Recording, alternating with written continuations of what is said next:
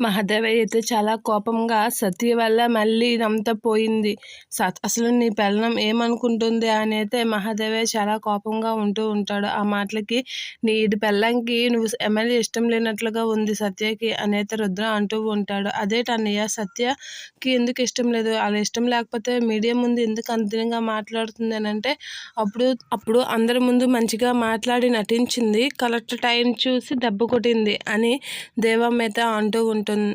దేవమేత అంటూ ఉంటుంది. అలా అనగానే మహాదేవయ్య చాలా కోపంగా అలా చూస్తూ ఉంటాడు. ఇక సత్య అయితే క్రిష్కి ఫోన్ చేస్తూ ఉంటుంది. క్రిష్ అయితే ఏమైంది సత్య, ఎక్కడికి వెళ్ళావంటే క్రిష్ నేను చాలా ప్రాబ్లంలో ఇరుక్కుపోయాను. మా నాన్నని పోలీసులు లాకప్లో వేశారు.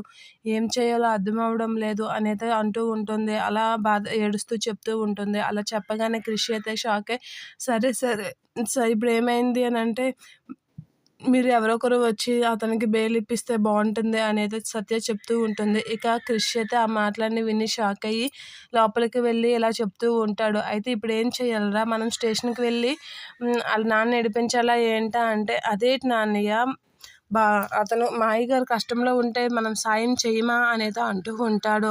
మేం రాము అనేదో అంటూ ఉంటాడు. అదేదో నువ్వు చూసుకో, మేమైతే రాము అని రుద్ర అయితే అంటూ ఉంటాడు. ఇక మహాదేవయ్య ఏం మాట్లాడకుండా అలా చూస్తూ ఉంటాడు. ఇక దేవమ్మ కూడా మేమైతే రామ్రా, నువ్వు వెళ్తే వెళ్ళు అనైతే చెప్తూ ఉంటుంది. అలా చెప్పగానే క్రిష్కి అయితే ఏం చేయాలో తెలియక అలా చూస్తూ ఉంటాడు. ఇక మహాదేవయ్య అయితే ఏం మాట్లాడకుండా అలా నిల్చొని చాలా కోపంగా చూస్తూ ఉంటాడు క్రిష్ వాళ్ళ కాసి. ఇక వాళ్ళ మామయ్య అయితే అలా జైల్లో ఉంటాడు.